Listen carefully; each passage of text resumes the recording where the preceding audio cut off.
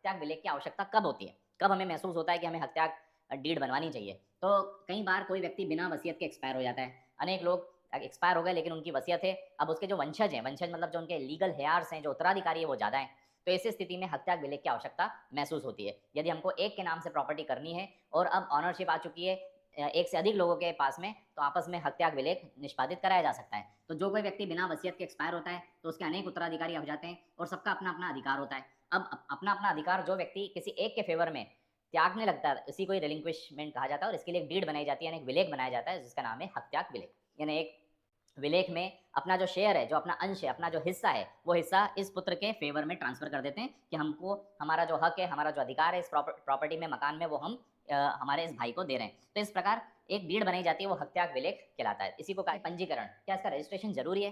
देखेंगे यस, हत्याग विलेख का भी रजिस्ट्रेशन जरूरी होता है। जैसे हम मकान की रजिस्ट्री कराते हैं, ठीक उसी प्रकार हत्याग विलेख की भी रजिस्ट्री होती है और रजिस्ट्रेशन बहुत जरूरी होता है, अनिवार्य माना गया है, क्योंकि इसके बाद ही व्यक्ति को मालिकाना हक मिलेगा, नहीं तो न्यायालय आपके मालिकाना हक को नहीं स्वीकार करेगी यदि आपका डॉक्यूमेंट रजिस्टर्ड नहीं है। तभी आप पूर्ण स्वामी माने जाएंगे यदि आपका डॉक्यूमेंट रजिस्टर्ड है। तो रजिस्ट्रेशन एक्ट हमारे देश में एक कानून बन चुका है जिसका नाम है पंजीकरण अधिनियम 1908। रजिस्ट्रेशन अधिनियम की धारा 17(1)(b) में इसकी अनिवार्यता के विषय में बताया गया है कि हत्याग विलेख का रजिस्ट्रेशन जरूरी है। और सेक्शन 49 कहता है कि यदि बिना रजिस्टर्ड डॉक्यूमेंट अगर आप न्यायालय में प्रस्तुत करेंगे तो न्यायालय ऐसे डॉक्यूमेंट को कोई मान्यता नहीं देगी, ये डॉक्यूमेंट एडमिसिबल नहीं होगा, यानी बतौर एविडेंस, बतौर साक्ष्य इसको एडमिट नहीं माना जाएगा। इसीलिए हम ये कह सकते हैं कि हत्याग विलेख का पंजीयन अनिवार्य होता है। अब प्रश्न आता है कि क्या हत्याग विलेख को निरस्त किया जा सकता है? Can it be cancelled? एक बार हत्या करने के बाद इसको रिवोक कर सकता है कोई व्यक्ति?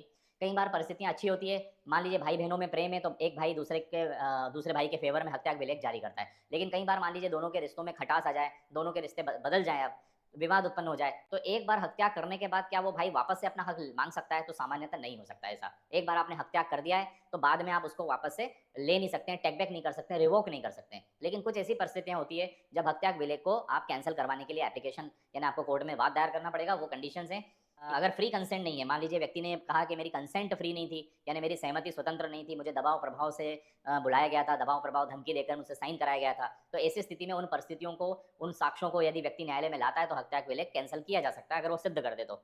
या ये सिद्ध कर दे कि हत्याग विलेख धोखाधड़ी से जारी करवाया गया है होगा, या हत्याग विलेख में प्रॉपर्टी की गलत व्याख्या कर दी गई, बोला कुछ और गया था कि इस प्रॉपर्टी में और दूसरी प्रॉपर्टी की बात कर दी गई है। ये सारी परिस्थिति निष्पादक को सिद्ध करनी पड़ेंगी, तब जाकर हत्याग विलेख कैंसिल हो सकेगा।